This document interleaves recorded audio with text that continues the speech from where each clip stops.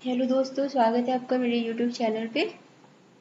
तो देखिए, हम पढ़ रहे general science RRB group D के लिए। तो इसकी देखिए 4 क्लासेस आ चुकी हैं, आप उसको देख लीजिएगा। और आज हम देखेंगे 5वीं क्लास। तो आज हम पढ़ेंगे ध्वनि के बारे में। देखिए, इसमें आपको जो भी पढ़ाया जा रहा है वो बहुत ही इम्पोर्टेंट है। ठीक है, RRB NTP RRB group D के लिए जो साइंस का एक अलग से पेपर होता है ना, साइंस उसमें अलग से नहीं होता, मतलब उसी में होता है सेक्शन। एक 25 नंबर के आते हैं साइंस। तो ठीक है, आप समझ सकते हैं ग्रुप डी के लिए साइंस की कितनी इंपॉर्टेंस है। तो चलिए आज हम पढ़ते हैं ध्वनि के बारे में। देखिए, ध्वनि क्या है? ध्वनि एक तरंग है। ध्वनि कैसी तरंग है? अनुदैर्घ्य। मैंने आपको बताया था, पिछले क्लास में हमने पढ़ा था तरंग। तो तरंग देखिए 2 तरह की होती है, एक अनुप्रस्थ होती है और एक अनुदैर्घ्य। अनुदैर्घ्य तरंगे क्या होती है? जो कि कण के समांतर चलती है, ठीक, समानांतर चलती है ऐसे। तो उसको क्या कहते हैं? अनुदैर्घ्य तरंगे। तो हम देखिए ध्वनि क्या है, ऐसे देखिए क्वेश्चन डायरेक्ट आएगा कि ध्वनि कौन सी तरंग है, तो ये अनुदैर्घ्य तरंग का एग्जाम्पल है। ठीक है, देखिए ध्वनि जो होती है ना, वो आवृत्ति के आधार पे 3 प्रकार की होती है। 3 प्रकार की होती है ध्वनि। देखिए कैसे, एक होती है श्रव्य, एक होती है अवश्रव्य और एक होती है पराश्रव्य। ठीक है, देखिए अब आप समझिए 3 टाइप में। आइए क्या होते हैं? आवृत्ति के आधार पे। अब देखिए 20 हर्ट्ज से 20,000 हर्ट्ज वाली तरंगे जो होती है उसको क्या कहते हैं? श्रव्य तरंगे। श्रव्य मीन्स ऑडिएबल, तब जो जो मनुष्य जिन जिन तरंगों को, जिन ध्वनि को सुन सकता है उसको क्या कहते हैं? उसको कहते हैं श्रव्य तरंगे। ठीक है, अगर देखिए जैसे किसी ध्वनि की तरंग, जिस तरंग मान लीजिए उसकी 20 हर्ट्ज से कम है और 20,000 हर्ट्ज से ज्यादा है, तो उन दोनों को हम लोग नहीं सुन सकते। ठीक है, जो कान, मनुष्य का कान होता है वो 20 हर्ट्ज से नीचे की ध्वनि को और 20,000 हर्ट्ज से ऊपर की ध्वनि को नहीं सुन सकता। ठीक है, सुनने की सीमा कितनी होती है? 20,000 हर्ट्ज से 20,000 हर्ट्ज तक। ठीक है, तो जो श्रव्य तरंगी होती है उनकी देखिए आवृत्ति क्या होती है? 20 से 20,000 हर्ट्ज तक। और जो आपकी होती है अवश्रव्य तरंगे, अवश्रव्य तरंगे वही होती है जिनकी आवृत्ति कितनी होती है? 20 हर्ट्ज से नीचे। तो इन तरंगों को हम लोग नहीं सुन सकते। ये क्या होती है? Infrasonic wave. ठीक है, इसमें जो भी ध्वनि होती है, ध्वनि तरंगों को, उसको हम लोग नहीं सुन सकते। और 20,000 से ऊपर है तो भी आप नहीं सुन सकते। ये क्या हो जाती है? पराश्रव, अल्ट्रासोनिक। लेकिन इन तरंगों को, जो अल्ट्रासोनिक तरंगे होती है ना, अल्ट्रासोनिक वेव्स, ये क्या होती है? इनकी आवृत्ति कितनी होगी? 20,000 हर्ट्ज से ऊपर। तो इसको देखिए मनुष्य नहीं सुन सकता, लेकिन कुछ जानवर होते हैं वो इसको सुन सकते हैं, जैसे कि कुत्ता है, बिल्ली है, चमगादड़। ये सब क्या होती है? ये सब पराश्रव तरंगे हैं। देखिए जैसे जब भूकंप आता है ना, तो उसमें जो ध्वनि उत्पन्न होती है ना, तो वो क्या, कौन सी होती है? वो होती है पराश्रव। तो देखिए आपने देखा होगा कि जब भूकंप आने वाला रहता है उसके पहले ना एक ध्वनि निकलती है, तो वो हम लोग तो सुन नहीं सकते क्योंकि वो पराश्रव होती है। लेकिन जो कुत्ते, बिल्ली, चमगादड़ होते हैं, ये लोग इसको इन लोग को पहले पता चल जाता है, तो वह इनमें एक हलचल सी हो जाती है। ठीक है, अगर आप इसकी एक्टिविटी पे ध्यान देंगे तो लोगों, मतलब देखा गया है कि जैसे भूकंप आने से पहले इनको पता चल जाता है। तो ये क्यों? क्योंकि ये पराश्रव तरंगों को सुन सकते हैं। ठीक है, पराश्रव तरंगों का उपयोग कहाँ होता है? जैसे कहीं संकेत भेजना है, पराश्रव तरंगे का उपयोग तब करते हैं जब कहीं पे संकेत भेजना हो। क्योंकि देखिए पराश्रव तरंगे क्या होती है? इनकी आवृत्ति अभी आपने देखी कि 20,000 हर्ट्ज से लेके 20,000 से लेके 20,000 हर्ट्ज तक होती है।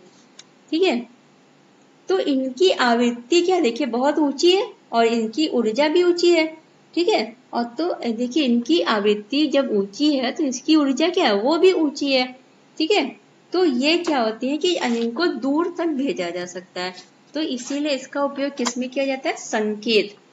ठीक है, इसकी देखिए इसकी तरंग दैर्घ्य जो होगी ना वो कम होगी, जो पराश्रव तरंगे होती है इनकी, तो इनको एक पतले किरण पुंज की तरह कहीं पे भी दूर तक भेजा जा सकता है। इसीलिए उसका उपयोग कहाँ होता है? जैसे कहीं संकेत भेजना हो, मान लीजिए समुद्र की गहराई नापना, तो समुद्र की गहराई बहुत नीचे तक है, तो ये कैसे नापते हैं? ये पराश्रव तरंगों से नापते हैं। ठीक है, गठिया रोग या मस्तिष्क में ट्यूमर है, ये सब पता करने में भी पराश्रव्य तरंगों का यूज होता है। ध्यान रखिएगा, ये सब क्वेश्चन है, ये ऐसे क्वेश्चन है डायरेक्ट कि संकेत भेजने के लिए किन तरंगों का उपयोग करते हैं। तो याद रखिएगा पराश्रव्य मतलब अल्ट्रासोनिक वेव। ठीक है, सोनार में कौन सी तरंगों का उपयोग करते हैं? सोनार क्या होता है? सोनार कौन सा यंत्र है? इसको कहा, इससे क्या करते हैं? समुद्र में ये किस लिए यूज होता है? समुद्र की गहराई को नापने के लिए ये यूज होता है। ठीक है, तो इसमें कौन सी तरंगे है? पराश्रव्य तरंगे। ठीक है, अब ध्वनि की चाल किस पे डिपेंड करती है? जैसे किसी माध्यम में ध्वनि बह रही है, तो ध्वनि चल रही है, तो वो ज्यादा होगी कि किस बात पे डिपेंड करती है? इस बात पे डिपेंड करती है कि जो माध्यम है उसकी प्रत्यास्था और उसका घनत्व कितना है। ठीक है, जैसे मान लीजिए ध्वनि ठोस में चल रही है, द्रव में चल रही, गैस में, तो सबसे ज्यादा ध्वनि की चाल किस में होगी? ठोस में होगी। ठीक है, फिर उसके बाद द्रव में, और फिर उस पर सबसे कम किस में होगी? गैस में होगी। तो देखिए, जैसे आप कोई ठोस चीज ले लीजिए, उस पे जैसे आप मान लीजिए आपने एक लोहे की रॉड ले लिया, उस पर आपने हथौड़ा मारा, तो आपको ध्वनि बहुत तेज सुनाई देगी, है ना? तो उस ध्वनि की चाल सबसे ज्यादा किस में होती है? ठोस में होती है। क्यों? क्योंकि ये किस पे डिपेंड करे? डिपेंड करे कि इसकी प्रत्यास्था कितनी है और क्या इसकी डेंसिटी। ठीक है, ये घनत्व। तो ये इस चीज पे देखिए, ये इंपॉर्टेंट क्वेश्चन है सब कि ध्वनि की चाल किस पे डिपेंड करती है? डिपेंड करती है कि माध्यम की प्रत्यास्था और उसके घनत्व पे। देखिए, जब ध्वनि एक माध्यम से दूसरे माध्यम में जाती है, एक माध्यम में जैसे मान लीजिए एक ठोस माध्यम है और दूसरा द्रव, एक माध्यम से जब दूसरे माध्यम में जा रही है, तो क्या होगा? ध्वनि की चाल बदल जाएगी और उसका तरंगदैर्घ्य भी बदल जाएगा। ठीक है, क्या क्या बदला? ध्वनि की चाल और तरंगदैर्घ्य, जबकि उसकी आवृत्ति नहीं बदलेगी। देखिए, बहुत इंपॉर्टेंट क्वेश्चन है, छोटे छोटे ये क्वेश्चन ऐसे बनते हैं। अब देखिए, आपसे क्वेश्चन क्या पूछेगा कि जब ध्वनि एक माध्यम से दूसरे माध्यम में जाती है, तो उसकी आवृत्ति क्या होती है? अब आपको ऑप्शन दिया, बदल जाती है, बढ़ जाती, घट जाती, अपरिवर्तित रहती। तो आपको ध्यान रखना है कि उसकी आवृत्ति जो है वो नहीं बदलती, लेकिन क्या बदल जाती? चाल और तरंगदैर्घ्य। ठीक है, विभिन्न माध्यमों में ध्वनि की चाल क्या होती है? अलग अलग होती है। ठीक है, जैसे अब मान लीजिए एक आपने दृढ़ छड़ ले ली, तो उसमें ध्वनि का वेग कितना होगा? अनंत होगा। और ध्वनि की चाल का मान सबसे अधिक किसमें होता है? ठोस में होता है। ठीक है, ध्वनि निर्वात में गमन नहीं कर सकती। निर्वात में ध्वनि क्या होती है? निर्वात में नहीं चलती है। ठीक है, निर्वात मैंने बताया था ना आपको, जैसे जहाँ पे सिर्फ खाली जगह समझ लीजिए निर्वात में, मतलब जहाँ पे कोई भी मीडियम ना हो, जैसे ना वहाँ गैस हो कोई भी। ठीक है, कोई भी मीडियम ना हो, तो उसको क्या बोलते हैं? खाली जगह। तो हल्की गैस में अगर कोई, आप देखिए दो गैस है, मान लीजिए एक गैस है हल्की और एक गैस क्या है? भारी। तो ध्वनि की चाल किसमें ज्यादा होगी? जो गैस हल्की होगी। ठीक है, ध्वनि की चाल किसमें ज्यादा होगी? जो कि हल्की होगी। आर्द्रता बढ़ने पर क्या होता है? ध्वनि की चाल बढ़ जाती है। क्यों? क्योंकि घनत्व कम होता है। ठीक है, जब आर्द्रता बढ़ती है तो क्या होता है? घनत्व कम हो जाता है, और जब घनत्व कम हो जाता है तो चाल क्या होती है? बढ़ जाती है। ठीक है, क्योंकि चाल क्या होती है? घनत्व के रेसिप्रोकल हो जाए, अन्व्यक्त करना पाती, मतलब इनका रिलेशन क्या होता है? उल्टा। जब एक घनत्व तो बढ़ रहा है तो चाल कम हो रही है, चाल बढ़ रही है तो घनत्व कम हो रहा है। ठीक है, तो यह ध्यान रखने का ये क्वेश्चन कि आर्द्रता बढ़ने पे ध्वनि की चाल क्या होती है? बढ़ जाती है। क्यों? क्योंकि उसका घनत्व कम होता है। ठीक है, अब जैसे कोई माध्यम है, उसका ताप बढ़ाएंगे तो ध्वनि की चाल का मान क्या होगा? बढ़ेगा। अब देखिए, ताप बढ़ाया, किसी चीज को आपने गर्म किया, अगर ताप बढ़ाएंगे तो क्या होगा? ध्वनि की चाल जो है वो ज्यादा हो जाएगी, उसमें ज्यादा हो जाएगी। ठीक है, देखिए एक एक लाइन, एक एक क्वेश्चन बहुत ध्यान से पढ़िएगा, यही क्वेश्चन बनते हैं। अब देखिए, आपसे पूछेगा कि अगर माध्यम का ताप बढ़ा दे तो ध्वनि की चाल क्या होगी? अब देखिए, ताप बढ़ा रहे हैं तो अब समझिए बढ़ रहा है, तो मान भी, चाल भी बढ़ेगी। ठीक है, अगर किसी चीज का ताप बढ़ा रहे हैं तो उसकी चाल क्या हो जाएगी? ध्वनि की बढ़ जाएगी। देखिए, वायु में अगर 1 सेल्सियस ताप बढ़ा दे तो ध्वनि की चाल कितनी हो जाती है? 0.61 मीटर प्रति सेकेंड। ये है क्वेश्चन कि वायु में 1 सेल्सियस ताप बढ़ाने पे ध्वनि की चाल कितनी बढ़ी? 0.61 मीटर पर सेकेंड। ठीक है, अब देखिए, दाब के मान में वृद्धि या कमी होने पे गैस में ध्वनि की चाल का क्या होता है? कोई परिवर्तन नहीं होता। ध्वनि की चाल पे कोई परिवर्तन नहीं पड़ता, चाहे दाब बढ़ा दो। अब जैसे मान लो गैस में कोई ध्वनि, गैस मीडियम है, उसमें कोई ध्वनि चल रही है, तो ध्वनि अब इस पे अब अगर हमने गैस का दाब बढ़ा दिया तो इससे क्या होगा कि जो जो चाल है उस ध्वनि की उस पर कोई इफेक्ट नहीं पड़ेगा। ठीक है, वायुयान की चाल किसमें नापते हैं? मैक संख्या में। जो हवाई जहाज चलती है वायुयान, उसकी चाल किसमें नापते हैं? मैक संख्या में। ठीक है, देखिए मैक संख्या किस पे डिपेंड कर रही है? अब देखिए, जब किसी माध्यम में वस्तु की चाल ध्वनि की चाल के बराबर होगी, ठीक है, जब किसी माध्यम में वस्तु के, मान लीजिए अब वायुयान चल रहा है, उसकी चाल क्या है? ध्वनि की चाल के बराबर है, तो इसका मतलब मैक संख्या कितनी है? 1। ठीक है, जब यदि वस्तु की चाल ध्वनि की चाल की 2 गुना है, ठीक है, जितना ध्वनि की चाल है उससे 2 गुना तेज जो है क्या हो रहा है? वो वस्तु चल रही है, तो मैक संख्या कितनी होगी? 2। और पराध्वनिक सुपरसोनिक क्या होता है? सुपरसोनिक यान कि मैक संख्या 1 से अधिक होती है। यदि मैक संख्या 5 से अधिक है तो चाल अति पराध्वनि हाइपरसोनिक हो जाती है। ठीक है, ध्यान रखिएगा, ये क्वेश्चन आपको ऐसे पूछेगा कि मैक संख्या 1 कब होगा? मैक संख्या का मान 1 कब होगा? जब वस्तु की चाल क्या होगी? ध्वनि के चाल के बराबर होगी। ठीक है, जिस चाल से, जैसे मान लीजिए अब आपका एरोप्लेन चल रहा है, तो अब एरोप्लेन चल रहा है तो उसमें ध्वनि निकलेगी, आवाज आती है, चलता है, तो मान लीजिए वो जो आवाज निकल रही उसकी चाल और इस जो एरोप्लेन चल रहा है दोनों की चाल क्या है? बराबर है, तो मैक संख्या कितनी होगी? 1 होगी। ठीक है, अब अगर मान लीजिए कि जितनी आवाज, अब मान लीजिए प्लेन तेजी से चल रहा है और जो ध्वनि की चाल है वो क्या है? उससे कम है, प्लेन की स्पीड ज्यादा होगी, तो मैक संख्या क्या हो जाएगी? 2 गुनी हो जाएगी। ठीक है, अब अगर मान लीजिए कि मैक संख्या 5 तब होगी, यदि मैक संख्या कह रहा है अगर 5 से अधिक होगी तो इसका मतलब चाल बहुत ज्यादा है, हाइपरसोनिक हो गई। ठीक है, और क्या है? एक यहाँ देखिए, पराध्वनिक यान की मैक संख्या 1 से अधिक होती है। ठीक है, जो भी सुपरसोनिक मिसाइलें छोड़ी जाती है ना, देखा होगा उनकी मैक संख्या कितनी होती है? 1 से ज्यादा होती है। ठीक है, चलिए, ध्वनि के क्या है? 3 लक्षण है। ध्वनि के लक्षण क्या क्या है? एक तो तीव्रता है, एक तारत्व है और एक गुणता है। ठीक है, अब जैसे मान लीजिए हमें कोई चीज ध्वनि धीमे या तेज सुनाई दे रही है, तो क्यों?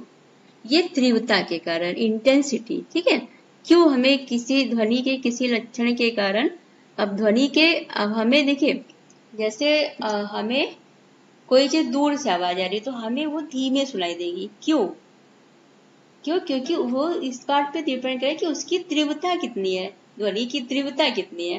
ठीक है, अगर कोई चीज आपके पास आ गई तो आपको वो तेज सुनाई दे रही है। ठीक है, आपके पास कोई आके बोल रहा है तेज, तो आपको तेज है, कोई बहुत दूर से बोल रहा है तो आपको धीमे सुनाई देगा। क्यों?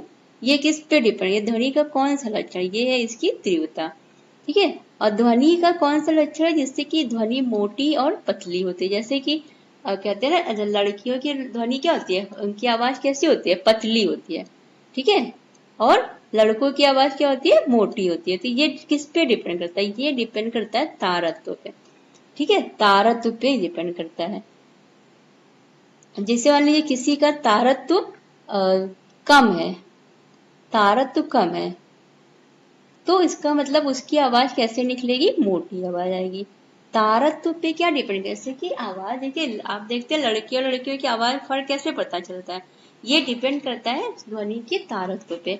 ठीक है, अगर ध्वनि की तारत्व जो है वो अधिक है तो आवाज पतली होगी। उल्टा देखिए, जोड़िए, अब तारत्व अधिक है तो आवाज क्या होगी? पतली। अगर तारत्व ज्यादा है तो आवाज क्या होगी? मोटी होगी।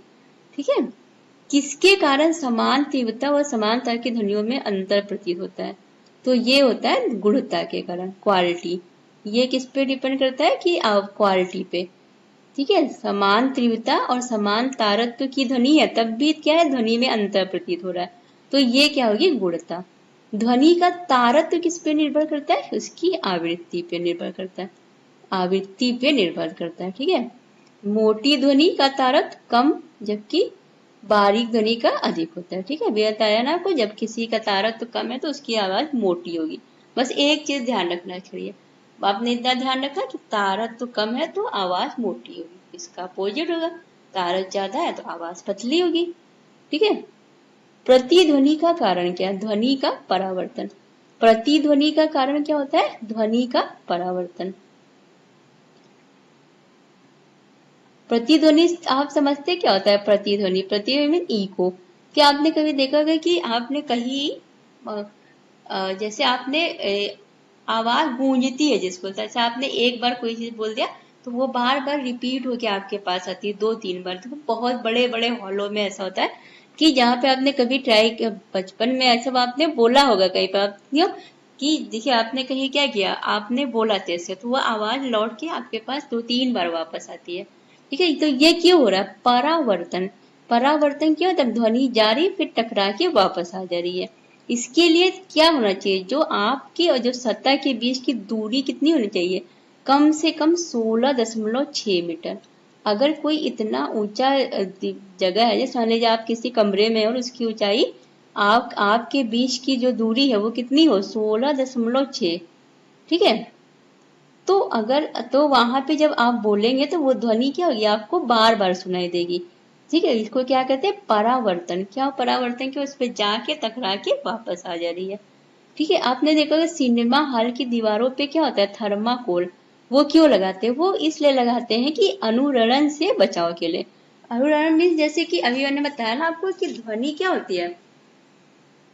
ध्वनि का परावर्तन होता रहता है। तो आपने देखा सिनेमा हॉल की ऊंचाई में आपने देखा बहुत ऊंची होती है। अगर ये लोग वहां पे थर्माकोल नहीं लगाएंगे तो क्या होगा? यहाँ पे भी आवाज गूंजेगी।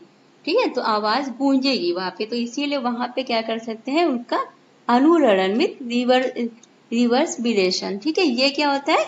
रिवर्बिरेशन मीन्स की वहां पे उसको रोकने के लिए कि आवाज का परावर्तन न हो और वो आवाज गूंजे ना। ठीक है, इसको बचाने के लिए। संगीत के कारण खिड़की के शीशे का टूट जाना एवं सैनिक ताल में परेड करने से पुल का टूट जाना घटित होने का कारण क्या? ये है अनुनाद। ठीक है, जैसे कि अब अगर जैसे मान लीजिए कि पुल है। ठीक है, एक पुल है, उस पे सैनिक लोग मान लीजिए एक साथ में साथ चल के परेड कर रहे हैं। ठीक है, एक ताल से ताल मिला के, तो इसके कारण क्या हो सकता है? वो पुल टूट सकता है। पुल क्या हो सकता है? टूट सकता है। क्यों? ये अनुनाद के कारण। अनुनाद मीन्स जैसे कि अब कोई वस्तु है, उसके कंपन करने के लिए देखो उसके जितनी आवृत्ति पर वो कंपन कर रहा है।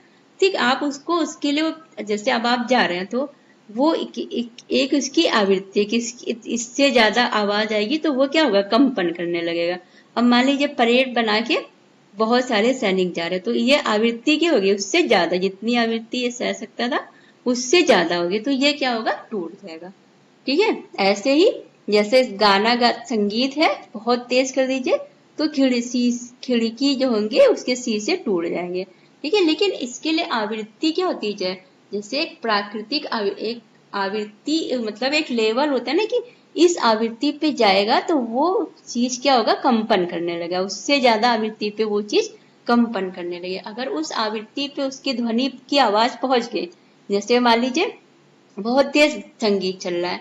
ठीक है, और ये खिड़की का जो शीशा है इसकी एक आवृत्ति है कि इससे ज्यादा आवृत्ति की अगर आएगी आवाज तो क्या होगा? वो टूट जाएगा। तो ये क्या होता है? अनुनाद के कारण। ठीक है, अनुनाद क्या होता है कि जब किसी वस्तु को उसकी प्राकृतिक आवृत्ति पर कंपन करने के लिए उत्तेजित किया जाना। ठीक है, तो वो बहुत अधिक ऊर्जा के साथ कंपन करने लगते हैं और इससे क्या होता है? वो चीज टूट जाती है। जैसे कि अब देखिए, अब झूला है, झूला देखिए, झूला एक प्राकृतिक उदाहरण है। जैसे कि अब देखिए, अब झूला को आप धक्का दे रहे हैं। ठीक है, अब बहुत अधिक तेज से धक्का तो वो क्या होगी? बहुत ऊंचाई तक जाएगी। तो ये क्या है? ये अनुनाद का उदाहरण है। ठीक है, ये सब क्या है? अनुनाद। तो ध्यान रखिएगा ये क्वेश्चन ये ध्यान रखिएगा 16.6। और ये देखिए, किसी भी ध्वनि का प्रभाव हमारे कान में कब तक रहता है? 1/10 सेकंड तक। ठीक है, जैसे आपको कोई दूर से आवाज दिया तो जिस समय वो आवाज दिया उसके 1/10 सेकंड तक आपको वो आवाज आपके कानों पे रहती है। ठीक है, 1/10 सेकंड समझते बहुत कम होता है। रेडियो में देखिए, रेडियो के कार्य करने का सिद्धांत किस पर आधारित है? ये विद्युत चुंबकीय अनुनाद पे। ठीक है, दिन की अपेक्षा रात में ध्वनि का दूर तक सुनाई देना, ये क्या होता है? ध्वनि के अपवर्तन के कारण। क्योंकि दिन में देखिए आपको कोई भी ध्वनि कम, लेकिन रात में क्या होता है? शांति होती है एकदम, तो आपको ध्वनि क्या होती है? बहुत दूर तक सुनाई देती है। ठीक है, तो अपवर्तन क्या होता है, जैसे कि ध्वनि एक माध्यम से दूसरे माध्यम में जा रही है तो इसकी गति व दिशा क्या होती है, वो बदल जाती है। ठीक, जिससे क्या होता है, ये मुड़ जाती है। जब मुड़ गई यही इसका विवर्तन होता है। ठीक है, और देखिए अब अपवर्तन, अपवर्तन देखिए, अपवर्तन समझ गया।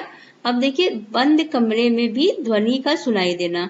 जैसे आप देखिए बंद कमरे में आपने कमरे को बंद कर लिया, फिर भी आपको बाहर की आवाजें सुनाई देती हैं। क्यों? अपवर्तन के कारण, सॉरी विवर्तन के कारण।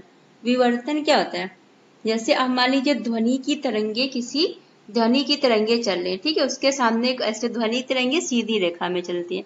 मान लीजिए कोई अवरोध आ गया, ठीक है, तो वो क्या करेंगी, अवरोध या मान लीजिए कोई छिद्र आ गया तो वो क्या करेंगे, उससे मुड़ जाएंगी, उसके किनारों पे मुड़ जाएंगी, और फिर उस किनारे जो ये किनारा या अवरोध होगा इसके पीछे फैल जाएंगी। तो इससे क्या होगा, बाहर की आवाज भी अंदर आने लगती। ठीक है, ये इसके क्या है कि विवर्तन का गुण है, ये ध्वनि का विवर्तन है।